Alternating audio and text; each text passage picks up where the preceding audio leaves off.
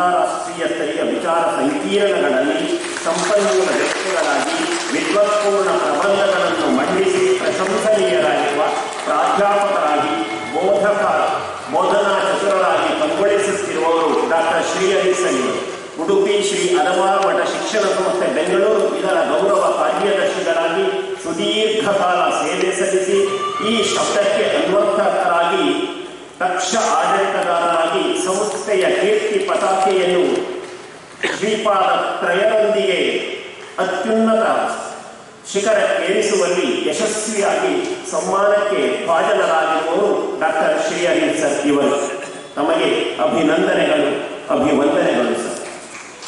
ನಾನು ನಮ್ಮ ಅರಮಾರ ಮಠ ಎಜುಕೇಷನ್ ಕೌನ್ಸಿಲ್ನ ಸಂಸ್ಥಾಪಕರಾದ ಕೃಷ್ಣಪಾದ ಸೇರಿದ ವಿವೇಕತೀರ್ಥ ಸ್ವಾಮಿಗಳನ್ನು ನೆನೆಸಿಕೊಡ್ತಾ, ಹಾಗೆ ಈ ಸಂಸ್ಥೆಯ ಸರ್ವತೋಮುಖ ಏಳಿಗೆಗೆ ಅಹರ್ನಿಶಿ ದುಡಿದಂತಹ ವಿಶ್ವಪ್ರಿಯತೀರ್ಥ ಸ್ವಾಮೀಜಿಯವರನ್ನು ನೆನೆಸುತ್ತಾ, ಈ ಹಿಂದಿನ ಅಧ್ಯಕ್ಷರಾದ ಹಾಗೂ ಅಧಮಾನ ಮಠದ ಶ್ರೀಗಳಾದ ವಿಶ್ವಪ್ರಿಯ ತೀರ್ಥ ಸ್ವಾಮಿಗಳನ್ನು ನೆನೆಸುತ್ತಾ,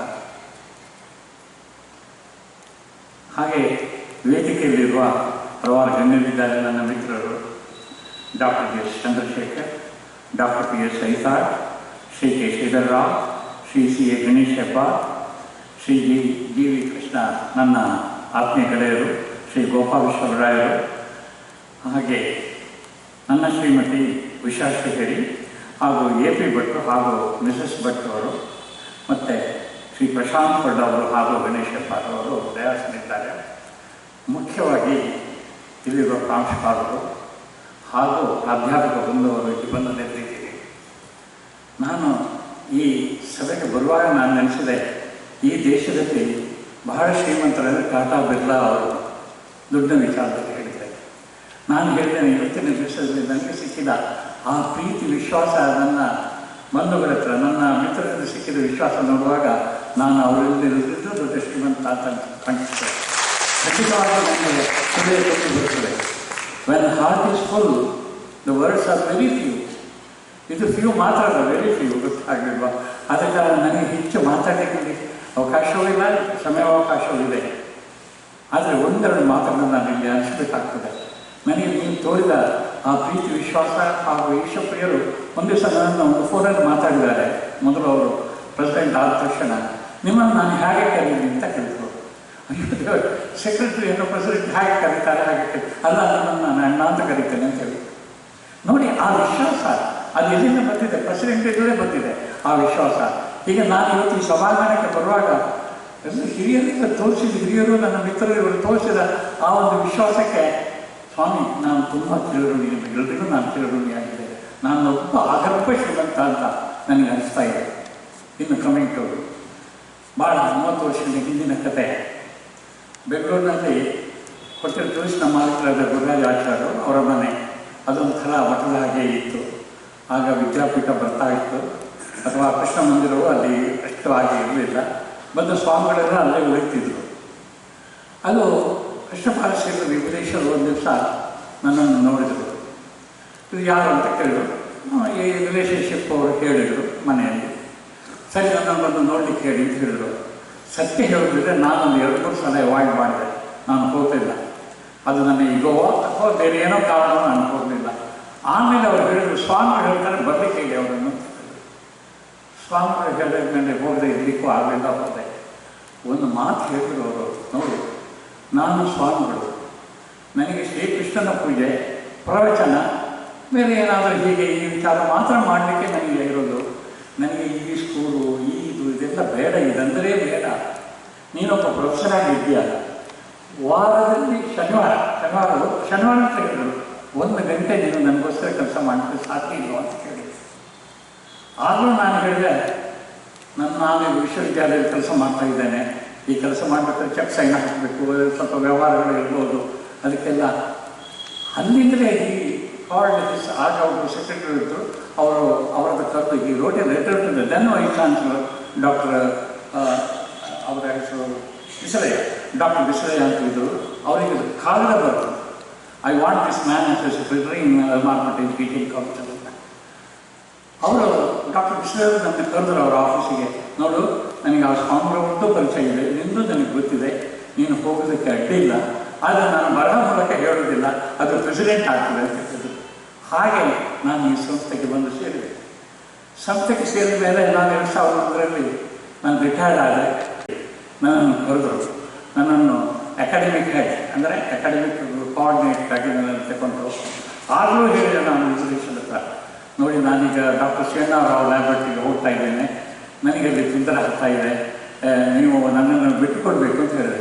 ಎಗೇನ್ ಹೇಗೆ ಟೆಲಿಫೋನ್ ಟು ಶ್ರೀನಾರಾವ್, ನೋಡಿ ಅವ್ರ ಸಂಸ್ಥೆಗೆ ನಾನು ಬರ್ತಾನೆ, ನೀವು ಅವರನ್ನು ಕರೆದಿರ್ಬೋದು, ಆದರೆ ನನಗೆ ಅವ್ರನ್ನ ಬಿಟ್ಟುಕೊಡ್ಲಿಕ್ಕೆ ತಯಾರಿಲ್ಲ, ಇದೇ ಅವರು ಬದಲಿಗೆ ನಿಮ್ಮ ಕೆಲಸವನ್ನು ಮಾಡಿ ನನ್ನ ಕೆಲಸವನ್ನು ಮಾಡಿ ಅಂತ ಹೇಳಿ. ಅಲ್ಲಿಯೂ ನನಗೆ ಬಿಡುಗಡೆ ಆಗಲಿಲ್ಲ. ಈ ರೀತಿ ಇದು ಮಾಡುವ ನಾನೊಂದು ಒಂಥರ ಹೇಳಿದೆ, ನಾನು ವಾರಂಟಿ ಸರ್ವಿಸ್ ಆಗಿ ನಾನು ಮಾಡಬೇಕಿಲ್ಲನ್ನು ಇವರು. ಹೌದು, ನೀವು ವಾರಂಟಿ ಸರ್ವಿಸೇ ಮಾಡೋದು, ಬಿಡಬೇಕಾದ್ರೆ ನನಗೆ ಕೊಟ್ಟ ರಿವಾರ್ಡು ನಿಮ್ಗೆ ಯಾರಿಗೂ ಸಿಗ್ಲಿಕ್ಕಿಲ್ಲ. ನನಗೆ ಅಷ್ಟು ದೊಡ್ಡ ರಿವಾರ್ಡು ಪೂಜ್ಯ ಕೃಷ್ಣಪಾದ ಇಂಗ್ಲೀಷಲ್ಲಿ ಕೊಟ್ಟಿದ್ದಾರೆ. ಏನಂತ ಹೇಳೋದಕ್ಕೆ ನನಗೇನು ಅವಮಾನ ಆಗಲಿಲ್ಲ, ನಾನು ನನಗೆ ಅದನ್ನು ನನ್ನ ಮೇಲೆ ಹಂಚಿಕೊಳ್ಳಿಕ್ಕೆ ಸಿದ್ಧನಾಗಿದ್ದೇನೆ. ನನ್ನ ಮಗನಿಗೆ MD ಸೀಟ್ ಸಿಕ್ತು ಇಲ್ಲಿ ಏವಿಯೇಷನ್ ಡೆಂಟಲ್ ಕಾಲೇಜ್ ಜೊತೆಗೆ MDS ಸೀಟ್ ಸಿಕ್ತು. ಆ ಸೀಟು ಅದು ಭಾಳ ಕಾಸ್ಟ್ಲಿ ಆಗಿತ್ತು. ಅದಕ್ಕೆ ವರ್ಷಕ್ಕೆ ಫೀಸು 5 ಲಕ್ಷ, ಹಾಗೆ 3 ವರ್ಷಕ್ಕೆ 15 ಲಕ್ಷ ಆಗ್ತಿತ್ತು. ನನಗೆ ನಾನು ಸಾಕಿರಲಿಲ್ಲ, ದುಡ್ಡುಕೊಳ್ಳಿಕ್ಕೆ ಸ್ಥಿತಿ ಇರಲಿಲ್ಲ. ನಾನು ಸ್ವಲ್ಪ ಸಪ್ತಮಕ್ಕೆ ಹಾಕ್ಕೊಂಡಿದ್ದೆ. ಸ್ವಾಮಿಗಳ ಹತ್ರ ಸ್ವಾಮಿಗಳಿಗೆ ಏನು ಸಪ್ತಮಕ್ಕೆ ಹಾಕ್ಕೊಂಡಿದ್ದೆ ಅಂತ ಕೇಳಿದ್ರು. ಹೀಗೆ ಅಂತ ಹೇಳಿದೆ. ಈ took a telephone immediately, mind you just ಆಲೋಚನೆ ಮಾಡಿ. ಈ ಟುಕ್ ಎ ಟೆಲಿಫೋನ್ ವಿನಯ ಹೇಳಿದೆ, ನೋಡಿ ನಮ್ಮಲ್ಲಿ ಇವರು ಕೆಲಸ ಮಾಡ್ತಾ ಇದ್ದಾರೆ, ಅದು ವಾಲಂಟ್ರಿಯಾಗಿ ಕೆಲಸ ಮಾಡ್ತಾ ಇದ್ದಾರೆ, ನೀವು ಅವರಿಗೆ ಅವರ ಮಗನಿಗೆ ನೀವು ತುಂಬ ಸಹಾಯ ಮಾಡಬೇಕು ಅಂತ ಹೇಳಿದರು. ನಾನು ಹಾಗೆ ಇವರ ಮಾತು ಹೇಳ್ಬಿಟ್ಟು ಅವ್ರಿಗೆ ಹೋಗಿ ವಿನಯ್ ಹೇಳಿದವರು ಏನು ಹೇಳ್ತಿರುತ್ತೆ, ಓಕೆ ವೆರಿ ಗುಡ್, ಸ್ವಾಮಿಗಳು ಹೇಳಿದ್ದಾರೆ, ನಿನಗೆ ನೀನು ಗೌರ್ಮೆಂಟ್ ಫೀಸನ್ನು ಕೊಟ್ಟರೆ ಸಾಕು. ಗೌರ್ಮೆಂಟ್ ಫೀಸಿಗೂ ಆ ಫೀಸಿಗೂ ಅಜಗಜಾಂತರ ವ್ಯತ್ಯಾಸ ಇದೆ.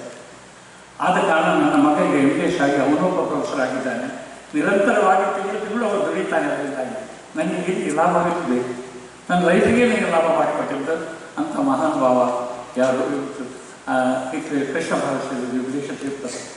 ಯಾವ ಹಂತಕ್ಕೂ ಹೋದ್ರೂ ಅವರು ಮಾಡಿದಂಥ ಸೇವೆ ನಾನು ಅವರು ಭಾಳ ನನ್ನ ಹತ್ರ ಕೇಳಿದ್ರು, ನೀವು ಹೇಗೆ ಉದ್ದೇಶದ ಸಮಜಾಗಿಸ್ತೀನಿ ಅಂತ ಕೇಳ್ತಿದ್ರು. ಯಾಕಂದರೆ ಭಾಳ ಸ್ಟ್ರಿಕ್ಟ್ ಮನುಷ್ಯ ಅವರು. ಅದು ಯಾರಿಗೂ ಒಂದು ಹೆದರಿದವರು ಅಲ್ಲ, ಯಾರಿಗೂ ಅವರ ಜಾಯಮಾನವೇ ಹೆದರಿಕೆ ಅಂತಿಲ್ಲ. ಅವರು ನಡೆದದ್ದೇ ದಾರಿ, ಆಡಿದ್ದೇ ರೂಲ್ಸು ಏನಿದ್ರು ಅಂತ ಒಂದು ವ್ಯಕ್ತಿತ್ವ ಅವರು. ಅವರ ಎದುರಿದ್ದು ಮಾತಾಡಿ ಹೇಗೆ ಸಮಜಾಗಿಸಿ ಕೇಳಿ. ನಾನು ಅವರಿಗೆ ಒಂದೇ ಹೇಳಿದ್ದು, ನನ್ನನ್ನು ನೀವು ಸೆಕ್ರೆಟರಿಯಾಗಿ ಮಾಡಿದ್ದೀವಿ, ಸೆಕ್ರೆಟರಿ ಪೋಸ್ಟಿಗೆ ಸ್ವಲ್ಪ ಬಾಧ್ಯತೆಗಳಿದೆ, ಅದನ್ನು ನನಗೆ ಹೇಳಬೇಕಾಗ್ತದೆ, ಅದು ನನ್ನ ಬಾಧ್ಯತೆ. ಮಾಡೋದು ಬಿಡೋದು ಅಥವಾ ಅದನ್ನು ಒಪ್ಕೊಳ್ಳೋದು ಬಿಡೋದು ಅದು ನಿಮಗೆ ಸೇರಿದ್ದು, ನೀವೇ ಅದರಲ್ಲಿ ಪರಮ ಅಧಿಕಾರ ನಿಮ್ಮದೆ ಅಂತ ಹೇಳಿದೆ. ಆ ರೀತಿ ನಾನು ಸುಧಾರಿಸ್ಕೊಂಡು ಒಂದೇ ಒಂದು ಇನ್ಸಿಡೆಂಟ್ ಹೇಳಿದ್ರೆ, ಅದು ಒಮ್ಮೆ ಇದು ಅಲ್ಲ ಅದನ್ನು ಹೇಳ್ಬೋದು, ತೊಂದರೆ ಇಲ್ಲ. ಒಮ್ಮೆ ಈ teaching and non teaching staff ಅಂತ ಇದ್ದಾರೆ. ಈ DA ಕೊಡುವಾಗ ನಾನ್ ಟೀಚಿಂಗ್ ಸ್ಟಾಫಿಗೆ ಸ್ವಲ್ಪ ಕಡಿಮೆ ಕೊಡಿ, ಟೀಚಿಂಗ್ ಸ್ಟಾಫಿಗೆ ಫುಲ್ ಕೊಡಿ ಅಂತ ಹೇಳಿದ್ರು. ನಾನು ಹೇಳಿದ್ರೆ ಸ್ವಾಮಿ ಸರಿ ಆಗೋದಿಲ್ಲ, 1 ವರ್ಷ ಕೊಟ್ಟೆವು. ಹಾಗೆ ಮರು ವರ್ಷ ಅದಕ್ಕೆ ಸ್ವಲ್ಪ ಗಲಾಟೆ ಆಯಿತು. ನಾನು ಸ್ವಾಮಿ ಹತ್ರ ಹೋಗಿ ಹೇಳಿ, ಸ್ವಲ್ಪ ಧೈರ್ಯ ಮಾಡಿ ಹೋಗಿ ಹೇಳಿ, ಸ್ವಾಮಿ ಸರಿಯಾದ DA ಕೊಡೋದು ಹೊಟ್ಟೆಪಾಡಿಗೆ ಅದರ ಹೆಸರಿಂದ ಅದು ಕಾಸ್ಟ್ ಆಫ್ ಲಿವಿಂಗಿಗೋಸ್ಕರ ಹೇಳಿದ್ದು. ಹಾಗಾದರೆ ಟೀಚರ್ಸು ಮತ್ತು ನಾನ್ ಟೀಚಿಂಗ್ ಸ್ಟಾಫ್ ಒಂದೇ ಜನ ಆಲೋಚನೆ ಅಂತ ಕೇಳಿದ್ರು. ಅಯ್ಯೋ ದೇವರೇ, ಟೀಚರ್ಸಿಗೆ ಕೊಡಿ, ಅವರ ಸ್ಕೇಲಲ್ಲಿ ಬೇಕಾದ್ರೆ 5 ಇನ್ಕ್ರಿಮೆಂಟ್ ಕೊಡಿ, ಪರವಾಗಿಲ್ಲ, ಆದರೆ DA ಕೊಡುವಾಗ ನಾವು ಸಾಧಾರಣವಾಗಿ ಎಲ್ಲರೂ ಸರಿಯಾಗಿ ಕೊಡಬೇಕು. ಇದು ಒಂದು ಮಾತು ನನ್ನ ಬಾಯಿ ತಪ್ಪು ಬಂದಿತ್ತು, ಸ್ವಾಮಿಗೆ ಹೇಳಬಾರ್ದಿತ್ತು ನಾನು. ಇದು ಕ್ರಾಸ್ ಇಂಜಸ್ಟಿಸ್ ಅಂತ ಹೇಳಿ ವಾಟ್ ಅಂತ ಕೇಳಿದ್ರು. ನಾನು ಅದರಿಂದ ಓಡಿದೆ. ಮರುದಿವಸ ಬಂದು ಶ್ರೀಯವರೇ ನೀವು ಹೇಳಿದ್ರು ಸರಿ, ಈ ಸಲ ನಾವು DA ಕೊಡೋದು ಅಂತ ಉದಾತ್ತ ಮನೋಭಾವನೆ ಬರ್ತದೆ. ಅವರ ಮನೋಭಾವನೆ ಇದ್ದದ್ದು ಅಷ್ಟು ಉದಾತ್ತ. ಅದನ್ನು ಹೊರಗೆ ಒಂದು ಕೆಲಸ ಮಾಡೋದೇ. ಇನ್ನೊಂದು ಉದಾಹರಣೆ ನಾನು ಕೊಟ್ಟುಬಿಟ್ಟು ನನ್ನ ಮಾತು ನನಗೆ ಅಷ್ಟೇ ವಿಷಯಪಟ್ಟದ್ದು. ಇನ್ನೊಂದು ಮಾತನ್ನು ಹೇಳಿಬಿಡ್ತೇನೆ. ಸಿಕ್ಕಿದ್ದು ಸ್ವಲ್ಪ ಕಷ್ಟ ಇತ್ತು. ಈಗ ಸ್ವಲ್ಪ ನಿಧಾನ ಆಗಿದೆ, ತುಂಬ ಸಂಸ್ಥೆಗಳು ಬಂದಿದೆ. ಅಲ್ಲಿ ಒಬ್ಬರು ಯಾರು ಏನು ನನಗೆ ಹೆಸರು ಇರುವುದಿಲ್ಲ, ಒಬ್ಬ ರಾಜಕೀಯ ವ್ಯಕ್ತಿ, ಮಂತ್ರಿಯೂ ಆಗಿದ್ದರು. ಅವರಿಗೆ ಒಂದು ಸೀಟ್ ಬೇಕಿತ್ತು. ಸೀಟ್ ಇಲ್ಲ, ಆವತ್ತು ಆ ಸೀಟ್ ಇರಲಿಲ್ಲ. ಇದ್ರೆ ಕೊಡ್ತಿದ್ರೆ ನಾವು ಸೀಟ್ ಇಲ್ಲ ಅಂತ ಹೇಳಿದ್ರು. ಇಲ್ಲ ಸರ್, ಕೊಟ್ಟೆ ಆಗಬೇಕು ಅಂತ ಹೇಳಿದ್ರು. ಸರಿ, ಸೀಟ್ ಇಲ್ಲ ಅಂತ ಹೇಳಿದ್ರೆ ಮರು ದಿವಸ ಅವರ ಪಡೆಯವರನ್ನೆಲ್ಲ ಕರ್ಕೊಂಡು ಬಂದು ಕಲ್ಲು ಬಿಸಾಡಿದ್ರು. ಯಾವುದಕ್ಕೆ? ಸದಾಶಿವ ಸ್ಕೂಲಿಗೆ. ನಾನು ನೋಡಿದಂತಲ್ಲ. ಅದಕ್ಕೂ ಸ್ವಾಮಿಗಳು ಬರ್ತಿದ್ರು. ಕಡೆಗೆ ಥ್ರೆಟನ್ ಮಾಡಿದ್ರು, ನೋಡಿ ಇದರ ಪರಿಣಾಮ ನೆಟ್ಟಗೆ ಆಗೋದಿಲ್ಲ,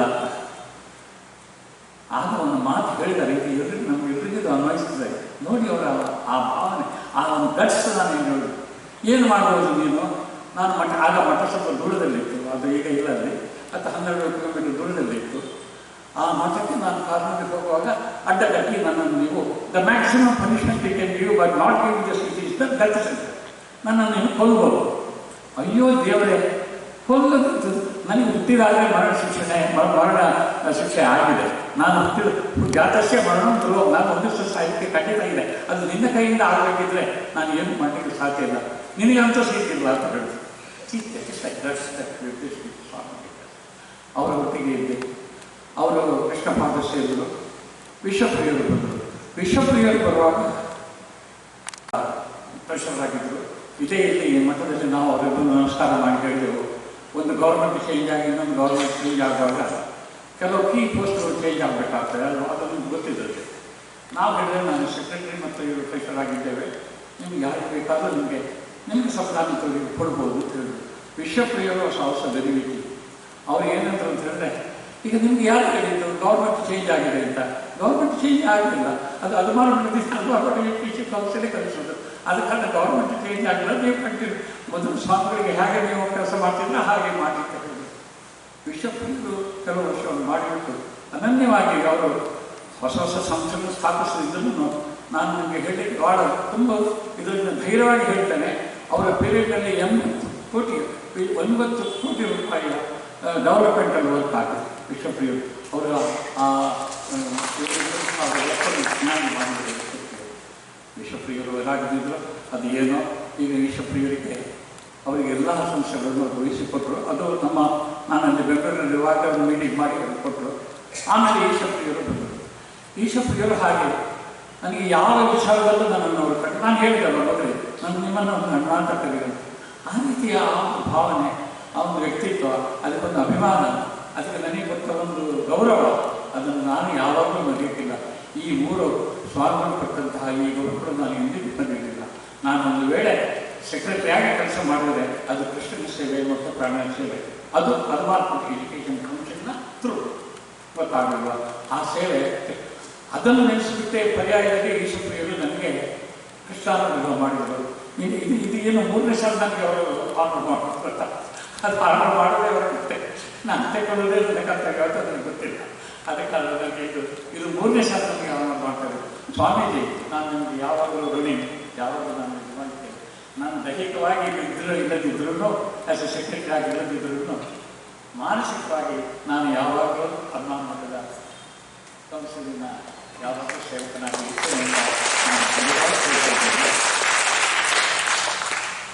ಕೊನೆಯದಾಗಿ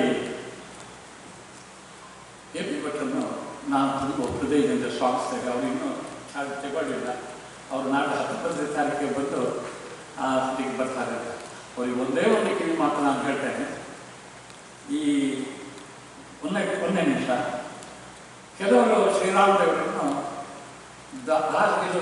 ಸೀತೆಯ ಗಂಡ ಸೀತಾರಾಮ ಅಂತ ಹೇಳ್ತಾರೆ. ಕೆಲವರು ಹೇಳ್ತಾರೆ ದಶರಥ ಮಗ ದಾಶರಥ ರಾಮ ಅಂತ ಹೇಳ್ತಾರೆ. ಕೌಸಲ್ಯ ಮಗ ಕೌಸಲ್ಯ ರಾಮ ಅಂತ ಹೇಳ್ತಾರೆ. ಅಯೋಧ್ಯೆಯ ಜನರು ಇದು ಅಯೋಧ್ಯ ರಾಮ ಅಂತ ಹೇಳ್ತಾರೆ. ರಾಮ ಯಾವ ರಾಮನೂ ಅಲ್ಲ, ಅವ ಭಕ್ತರ ರಾಮ. ಗೊತ್ತಾಗಲಿಲ್ಲ, ಸುಮ್ಮನೆ ನನ್ನ ರಾಮ ಅಂತ ಹೇಳಿ. ಹಾಗೆ ನಾನು ಎಪಿ ಭಟ್ರ ಒಂದು ಕಿವಿ ಮಾತು ನಿಮ್ಮೆಲ್ಲರ ಮುಂದೆ ಹೇಳ್ತೇನೆ. ಅವರು ಉಡುಪಿಯಲ್ಲೇ ಇದ್ದಾರೆ. ನೀವು ಈಗ Andhra secretary advance education council, ನಿಮಗೆ ಎಲ್ಲ ಸಂಸ್ಥೆಗಳು ಒಂದೇ. ಈ ವಿಚಾರವನ್ನು ನಾನು ಒತ್ತಿ ಹೇಳ್ತೇನೆ. ನಿಮಗೆ ಎಲ್ಲ ಸಂಸ್ಥೆಗಳು ನಮ್ಮ ಮಕ್ಕಳಿದ್ದಾರೆ. ಉಡುಪಿಗೆ ಮಾತ್ರ, ಉಡುಪಿಗೊಬ್ಬರಿಗೆ ಮಾತ್ರ ನೀವು ಇದಕ್ಕೆ ಕೇಳಿರಲ್ಲ. ನೀವು ಅಡ್ವಾನ್ಸ್ ಎಜುಕೇಷನ್ ಕೌನ್ಸಿಲ್ ಸೆಕ್ರೆಟರಿ, ಎಲ್ಲ ಸಂಸ್ಥೆಗಳಿಗೂ ನಿಮ್ಮದು ಒಂದೇ ಭಾವನೆ ನೀವು ಇರಬೇಕು ಅಂತ ನಾನು ನಿಮ್ಮೆಲ್ಲರ ಪರವಾಗಿ, ಸ್ವಾಮಿಗಳ ಪರವಾಗಿ ನಾನು ಈ ಕಳಕಳಿಯಿಂದ ಎಪಿ ಭಟ್ರನ್ನು ಸ್ವಾಗತಿಸುತ್ತಾರೆ. ಸಂಸ್ಥೆಗೆ ಈ ವಿಚಾರದ ಕಿವಿ ಮಾತನ್ನು ಹೇಳಲಿಕ್ಕೆ ನಾನು ಬಯಸಿದ್ದೆ. ನಾನೊಂದು ತಪ್ಪಿದ್ರೆ ಕ್ಷಮಿಸಬೇಕು. ಇನ್ನು 2ನೇ ವಿಚಾರ, ನಾನು ನನ್ನ ಸೆಕ್ರೆಟರಿಶಿಪ್ನಲ್ಲಿ ಕೆಲವರಿಗೆಲ್ಲ ಸ್ವಲ್ಪ ರೈಟಿಂಗಲ್ಲಿ ಸ್ವಲ್ಪ ಸ್ಟ್ರಾಂಗ್ ಆಗಿ ಬರೆದದ್ದು ಇರ್ಬೋದು. ಎಸ್ಪೆಷಲಿ ಉಡುಪಿಯ ತುಂಬ ಸ್ಟ್ರಾಂಗ್ ಆಗಿ ಬರೆದಿರ್ಬೋದು. ಅದು ಒಂದೇ ಒಂದು ವಿಚಾರ. ಅದು ಏನಾಗಿದೆ ಅಂತ ಹೇಳಿದ್ರೆ, ನಾವು ಏನಾದರೂ ಒಂದು ವಿಚಾರ ಬರೀಬೇಕಾದ್ರೆ ಒಂದು ರೂಲ್ಸ್ ಅಂತ ಇರ್ತದೆ. ಈ ಉಡುಪಿ, ನಾನು ಅದನ್ನು ಹೇಳಿದ್ರೆ ಕ್ಷಮಿಸಬೇಕು, ಸ್ವಾಮಿಗಳು ಕ್ಷಮಿಸಬೇಕು. ಈ ಉಡುಪಿಯಲ್ಲಿ ಹೇಳ್ತಾರೆ ಸ್ವಾಮಿಗಳು ಇದು ಈ ಕೆಲಸ ಆಗಬೇಕು. ಸ್ವಾಮಿಗಳು ಏನು ಹೇಳಿಬಿಟ್ಟು ಒಳ್ಳೆ ಕೆಲಸ ಮಾಡಿ ಅಂತ ಹೇಳ್ತಾರೆ. ಅವರು ಮಾಡಿ ಅಂತ ಹೇಳಿದರೆ ಅದು ಫೈನಲ್ ಅಲ್ಲ, ಅದು ಈಗ ಸೋದಿದ ಡಿಗ್ರಿ. ಯಾಕಂದರೆ ಅದಕ್ಕೆ ಪ್ರೊಸೀಜರ್ ಇದೆ, ಅದಕ್ಕೆ ರೂಲ್ಸ್ ಇದೆ, ರೂಲ್ಸ್ ಆ್ಯಂಡ್ ರೆಗ್ಯುಲೇಷನ್ಸ್ ಇದೆ. ಆದ ಕಾರಣ ರೂಲ್ಸ್ ಆ್ಯಂಡ್ ರೆಗ್ಯುಲೇಷನ್ ಫಾಲೋ ಮಾಡದಿದ್ದರೆ ನಾವು ಸ್ಟ್ರಾಂಗಾಗಿ ಆಗ್ತಾ ಬರ್ತಿದ್ದೆವು. ನೀವು ಇಲ್ಲಿ ಎಡ ಇದ್ದೀರಾ, ಇದನ್ನು ಸರಿ ಮಾಡಿಕೊಂಡಿಲ್ಲ. ಹೆಚ್ಚಾಗಿ ನಾನು ಒಟ್ಟಿಗೆ ಶ್ರೀಧರ್ವಾಗಂಗೆ ಪಪ್ಪು ಮಾಡ್ಕೊಂಡಿದ್ದಾರೆ, ಸಂತಾನವರಿಗೆ ಹಾಗೆ ಕಾಗ್ದ ಬರ್ತಿದ್ದೆ ನಾನು ಅಂತ. ಇಲ್ಲಿ 90 ವಿಶ್ವಪ್ರಿಯರು ತಮಾಷೆ ಇದೆ. ನಮಗೆ ಬರುವಂತಹ ಒಂದು ಸ್ವಲ್ಪ ಈ ಎಲ್ಲ ಕಾಲೇಜುಗಳಿಂದ ಸ್ವಲ್ಪ ದುಡ್ಡು ಬರಬೇಕಿತ್ತು ಹೆಡ್ ಆಫೀಸಿಗೆ. ಉಡುಪಿಯವರನ್ನು ನಿಲ್ಲಿಸಿದ್ರು. ನಾನು ಒಂದು ದಿವಸ ಬಂದೆ. ಉಡುಪಿಯಲ್ಲಿ ಟ್ಯಾಕ್ಸ್ ಕೊಟ್ಟದ್ದು ಉಡುಪಿಯಲ್ಲೇ ಖರ್ಚಾಗಲಿಕ್ಕೆ ಸಾಧ್ಯವಿದೆ? ಖಂಡಿತ ಸಾಧ್ಯ ಇದೆ. ನೀವು ನಾವು ನಿಮಗೆ ದುಡ್ಡು ಕೊಡೋದಿಲ್ಲ, ನಮಗೆ ನೀವು ದುಡ್ಡು ಕೊಡೋದಿಲ್ಲ, ಸಾಧ್ಯವೇ ಇಲ್ಲ. ನಾವು ನಿಮಗೆ ಕೊಡೋ ದುಡ್ಡನ್ನು ಕೊಡೋದಿಲ್ಲ ಅಂತ ಹೇಳಿದ್ರು. ಇದು ಜಸ್ಟ್ ಟು ದ ಗೌರ್ಮೆಂಟ್. ಉಡುಪಿಯಲ್ಲಿ ಕಲೆಕ್ಟ್ ಆದ ಟ್ಯಾಕ್ಸ್ ಉಡುಪಿಯಲ್ಲೇ ಖರ್ಚಾಗಲಿಕ್ಕೆ ಸಾಧ್ಯ ಇದೆಯಾ? ಸಾಧ್ಯ ಇಲ್ಲ. ಮೊದಲು ನಮಗೆ ಬರೋದನ್ನು ಕೊಡಿ, ಆಮೇಲೆ ನೀವು ಕೇಳಿ ನಾವು ಕೊಡ್ತೇವೆ ಅಂತ. ಇದು ವಿಶ್ವಪ್ರಿಯರಿಗೆ ಗೊತ್ತಾಗಿದೆ. ವಿಶ್ವಪ್ರಿಯರು ಇದ್ದವರಿಗೆ ಒಮ್ಮೆ ಅವರು ಗಲಾಟೆ ಮಾಡ್ತಾರೆ, ಅವ್ರಿಗೆ ಒಮ್ಮೆ ಕೊಟ್ಟು ಕಳಿಸಿಕೊಡಿ, ಹಾಗೆ ನಾನು ಅದು ವಾಪಸ್ ತರ್ತಾರೆ ಅಂತ ಹೇಳಿದ್ರು. ಇದು ನಡೆದ ಕತೆ. ಆದ ಕಾರಣ ಇಲ್ಲಿ ಕೆಲವು ಸಲ ನಾನು ಸ್ಟ್ರಾಂಗಾಗಿ ಬರೆದಿರ್ಬೋದು, ಮತ್ತು ಅದು ಯಾರಿಗಾದ್ರೂ ಮನಸ್ಸಿಗೆ ನೋವಾಗಿದ್ರೆ ಕ್ಷಮಿಸಬೇಕು ಅಂತ ಕೇಳ್ತೇನೆ. ಆದರೆ ನಾನು ಬರೆದದ್ದು ಇಷ್ಟವರೆಗೆ ಅದು ಇನ್ಸ್ಟಿಟ್ಯೂಷನ್ ಹಿತದೃಷ್ಟಿಯಿಂದ ಸ್ವಾಮಿಗಳೇ ಮಾಡಿದ ರೂಲ್ಸನ್ನು ಫಾಲೋ ಮಾಡಿದ್ದೆ. ನಾನು ಒಂದೊಂದು ಎದೆ ಎತ್ತಿ ಇದನ್ನು ಮಾಡಿ ನಾನು ಹೇಳ್ಬೋದು ಅಂತ ಹೇಳಿದ್ರೆ, ನಾನು 30 ವರ್ಷದಲ್ಲಿ I have done a committed work to the development of the mark education policy. ಇದು ಸರ್ಟಿಫಿಕೇಟ್ ನಾನು ಹೇಳಿದ್ರು. ಒಂದೊಂದು ಸಲ ನನ್ನ ಮಿಸ್ಸಸ್ಸಿಗೂ ನನ್ನ ಹತ್ರ ಕೋಪ ಬರ್ತಿತ್ತು. ಈಗ ಇದ್ದಾಗ ಅವರು ಗೊತ್ತಾಗಲಿಲ್ಲ. ಸೊ ಅವರಿಗೂ ಕೋಪನು ನಾನು ಸ್ವಲ್ಪ ಸಂಧಾನ ಮಾಡಿದ್ದೀನಿ. ನನ್ನ ಸ್ಕೂಲ್ ಕೆಲಸ ಇದೆ. ನಾನು ಮನೆಗೂ ನಾನು 16 ಪಟ್ಟು ಎಜುಕೇಷನ್ ಕೌನ್ಸಿಲ್ಗೆ ಕೊಟ್ಟ ಅಟೆನ್ಷನನ್ನು ನನ್ನ ಮನೆಗೂ ನಾನು ಹೆಚ್ಚು ಕೊಡಲಿಲ್ಲ. ಆದರೂ ಮನೆಯನ್ನು ನಾನೇನು ದೂರ ಇಟ್ಟಿಲ್ಲ. ಆದ ಕಾರಣ ನಾನು ಕಮಿಟ್ಮೆಂಟ್ ಆಗಿ ವೆರಿ ಕಮಿಟೆಡ್ ಆಗಿ ನಾನು 16 ಪಟ್ಟು ಎಜುಕೇಷನ್ ಕೌನ್ಸಿಲ್ಗೆ ಸೇವೆ ಮಾಡಿದ್ದೇನೆ ಅಂತ ನಾನು ಹೇಳಲಿಕ್ಕೆ ಬಯಸಿದ್ದೇನೆ. ಇದು ಮಾಡಲಿಕ್ಕೆ ನನಗೆ ಪೂರ್ಣ ಅನುಭವ ಕೊಟ್ಟದ್ದು ವಿಶ್ವತೀರ್ಥರು, ವಿಶ್ವಪ್ರಿಯರು ಮತ್ತು ಈಶಪ್ರಿಯರು. ಅವರಿಗೆ ನಾನು ಯಾವಾಗಲೂ ನನ್ನ ಫ್ಯಾಮಿಲಿ ಮತ್ತು ನಾನು ಯಾವಾಗಲೂ ಋಣಿಗಳಾಗಿರ್ತೇವೆ. ನನಗೆ ಕೃಷ್ಣನನ್ನು ಹುಟ್ಟಿ ಪೂಜೆ ಮಾಡುವುದು ಸ್ವಾಮಿಗಳು. ಅಂದರೆ ಈ 140 ಕೋಟಿ ಜನಗಳಲ್ಲಿ 8 ಜನರಿಗೆ ಮಾತ್ರ ಕೃಷ್ಣನನ್ನು ಹುಟ್ಟಿ ಪೂಜೆ ಮಾಡಿ ನೋಡಿ. ಅವರ ಒಂದು ಇದು ಏನಂತ ಹೇಳಿದ್ರೆ ಎಂಥ ಒಂದು ಯೋಗ್ಯತೆ. 140 ಕೋಟಿ ಜನಗಳಲ್ಲಿ ನಮ್ಮ ದೇಶದಲ್ಲಿ 8 ಜನರಿಗೆ ಮಾತ್ರ ಕೃಷ್ಣನನ್ನು ಹುಟ್ಟಿ ಪೂಜೆ ಮಾಡಲಿಕ್ಕೆ. ಅಂತಹ ಪೂಜೆ ಮಾಡಿದ ಮಹಾನ್ ವ್ಯಕ್ತಿಗಳು ನಮಗೆ ಪೂರ್ಣ ಅನುಗ್ರಹ ಕೊಡಲಿ, ಆಶೀರ್ವಾದ ಕೊಡಲಿ ಅಂತ ಹೇಳಿಬಿಟ್ಟು ನಿಮಗೆ ನೀವೆಲ್ಲರೂ ತೋರಿಸಿದ ಪ್ರೀತಿ ವಿಶ್ವಾಸಗಳಿಗೆ ನಾನು ಚಿರಋಣಿ ಅಂತ ಹೇಳಿ ನಿಮ್ಮೆಲ್ಲ ಕೇಳಿ ನನ್ನ ಈ ಮಾತನ್ನು ಮುಗಿಸ್ತೇನೆ. ಬದುಕಿಗಿಂತಲೂ ಸಂಸ್ಥೆಯ ಕಾರ್ಯವೇ ಪ್ರಧಾನ ಎಂಬ ಧ್ಯೇಯವನ್ನು ಜೀವನದಲ್ಲಿ ಅಳವಡಿಸಿಕೊಂಡು ಸಂಸ್ಥೆಗೋಸ್ಕರ ನಿರಂತರವಾಗಿ ಶ್ರಮಿಸಿ ಪರಮಪೂಜ್ಯ ಶ್ರೀಪಾದ ತ್ರಯರೊಂದಿಗಿನ ತಮ್ಮ ಅನುಭವವನ್ನು ಹಂಚಿಕೊಂಡ ತಮಗೆ ಆರ್ಥಿಕವಾದಂತಹ ನಮನಪೂರ್ವಕ ಕೃತಜ್ಞತೆಗಳು ಸರ್.